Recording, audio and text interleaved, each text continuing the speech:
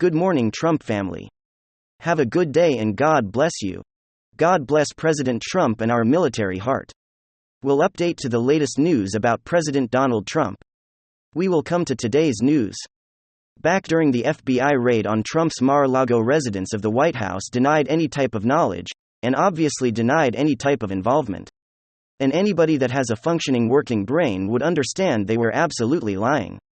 We know the DOJ takes orders from the White House. Merrick Garland was working on behalf of Joe Biden in order to take down his political opponents. This is why a few scenarios happened right before that raid. You saw the FBI Director Christopher Wray go on vacation right after his congressional hearing because he did not want to be in front of Congress while the raid was happening. And second of all, that's when they whisked Biden away on vacation for 2 weeks to keep him out of delight. And then let Merrick Garland go ahead, and let it fester for a couple of days before he actually stood out in France, and it was his direction. However, documents are showing that it was not only Merrick Garland's direction, of course, it came from the White House, like many of us have suspected, and this is a great constitutional crisis as the Democrats would love to say right, but this actually opens up a lot of areas now, and when Trump wins in 2024, political opponents are absolutely going to pay. They've opened Pandora's box. They've opened the doors for rage to be conducted on all former presidents from here on out. So their short-term gain may come back to bite them just like it did the Senate Democratic Senate back when Harry Reid decided to nuke the filibuster for federal judges. And that's when the Republicans nuked the filibuster for the Supreme Court justices. So they're opening the door, we're going to take it, but let's go ahead and look into a little bit more about what the White House knew, obviously how their involvement led to what we saw take place in Mar-a-Lago.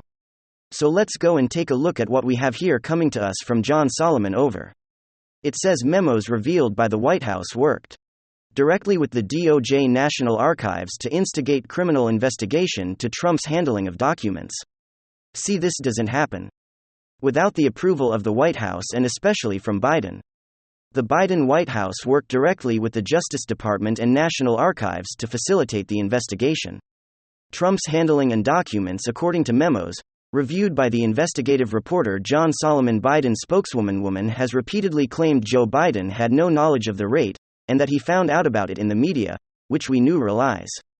According to the memos, Biden's White House instigated the criminal investigation by eliminating Trump's claims to executive privilege, that the decision to waive Trump's executive privilege opened a door for the DOJ to issue Trump a subpoena to turn over documents stored at Mar-a-Lago.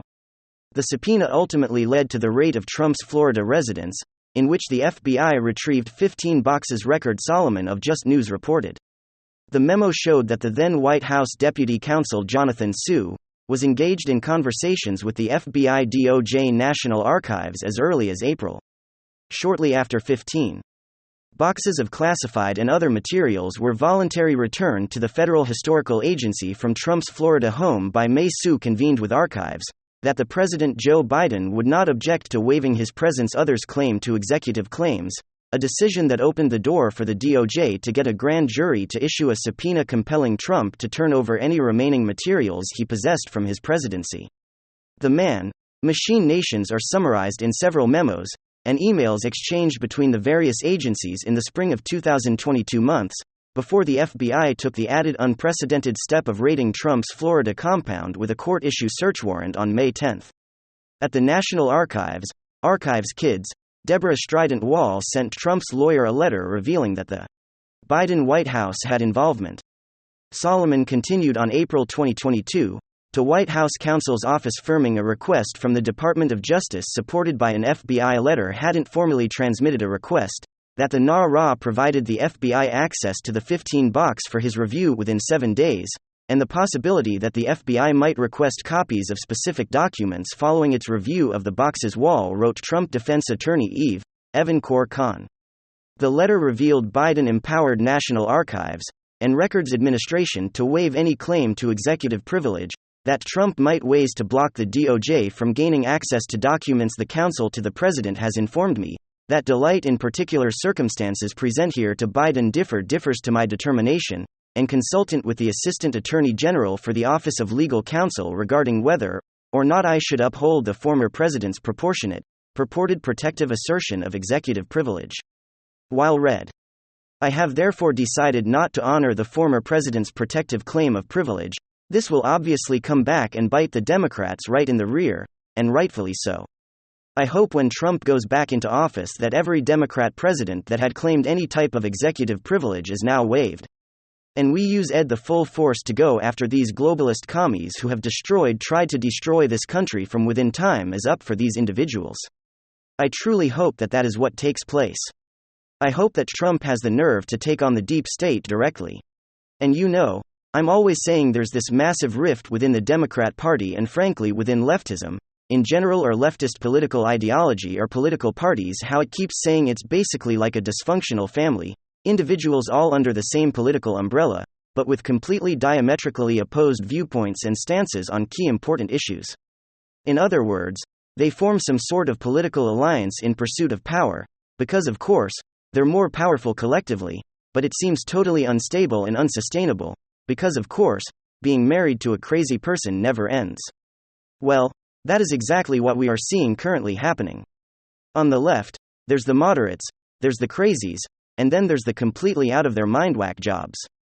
And this seems to be a lesson that Ana Kasparian from the TYT, the Young Turks Network, is just now learning, that you share a political party, and frankly far left ideology with complete crazy people who cannot be reasoned with. You won't believe this, but Ana Kasparian is actually kind of right for one. I know. But she's having somewhat of a wake-up call on Twitter in a viral argument with people even further left than she is. Let's delve into this, folks. It's a perfect example of the total dysfunction of modern leftist politics. We've got some stuff to get into. So let's roll the tape. Alright, friends, so it all starts with an individual named Tana Geneva. She identifies herself as a criminal justice reporter for the Rolling Stone, Business Insider, The New Republic, The Nation, Reason, and The Intercept, so you can kind of have an idea of what to expect here. Well, this individual published a piece on her Substack titled, quote, "Progressive Outrage That Homeless Man Got Off Too Easy with $5,000 Bail."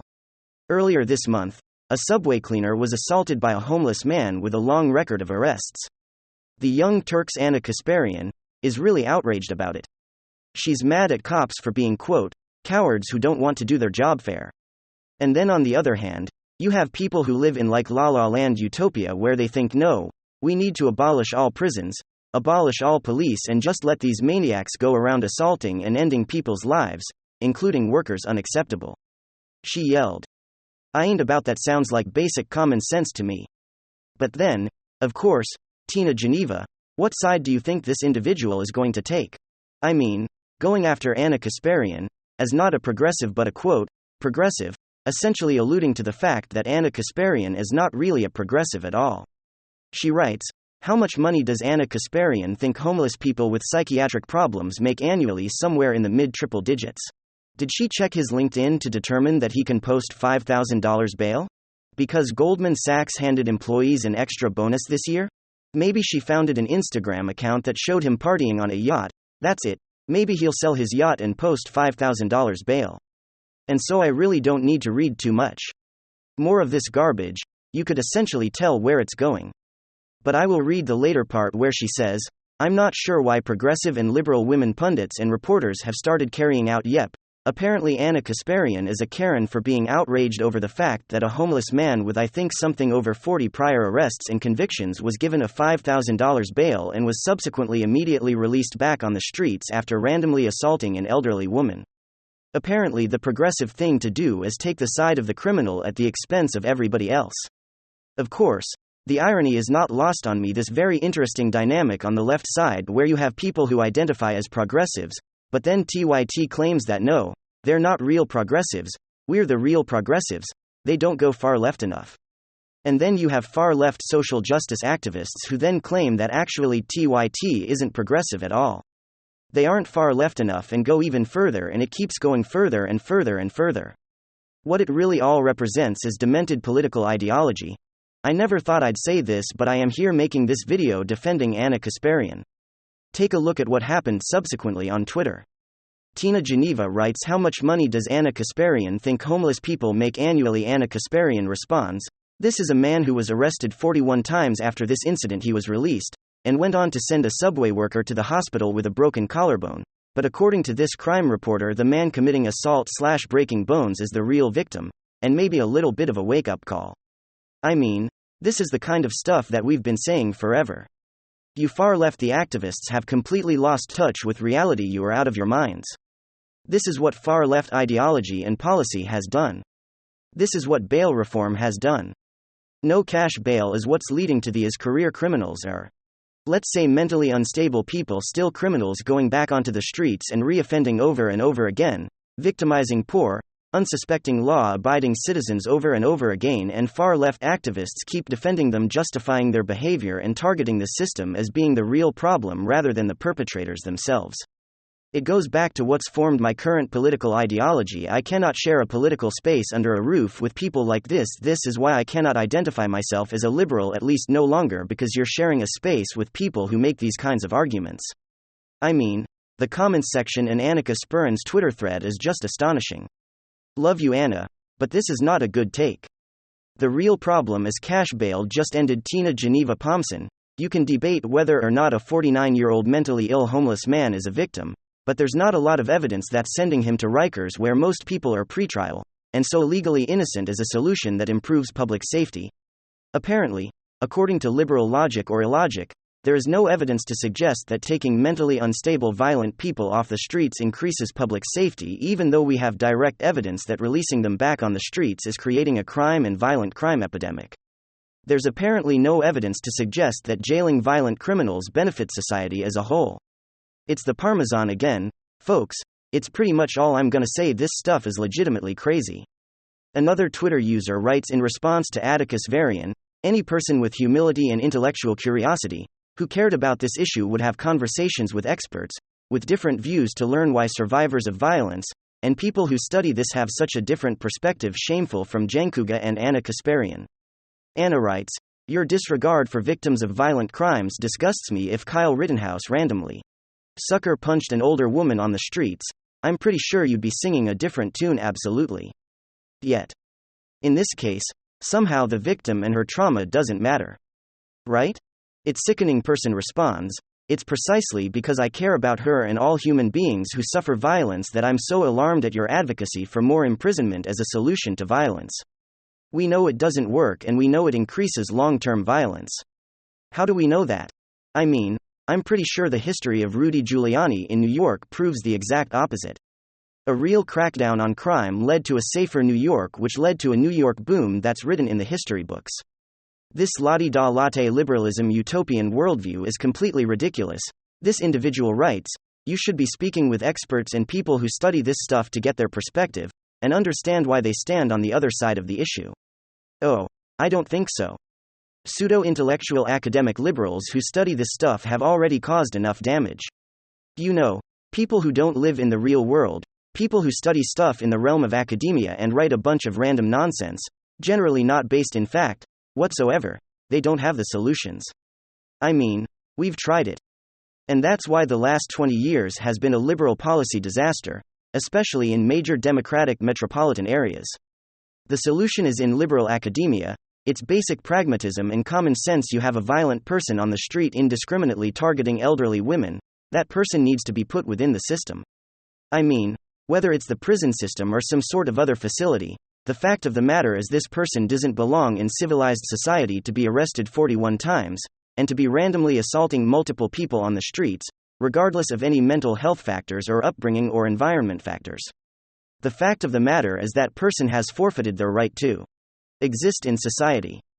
What we're seeing here, friends, is truly a wake-up moment, an oh crap moment happening in the Democrat Party, as leftists are realizing that their political marriage with the far-left progressive base is completely unsustainable, and it seems to be indicating the inevitable demise of the Democrat Party as the political fragmentation continues to expand. I mean, who would have seen this one coming? There's 3 levels. There's moderate crazy and out of their mind wacko, and the whole thing is dysfunctional. Alright, thanks for being here, folks. Please receive a big hug from all of us.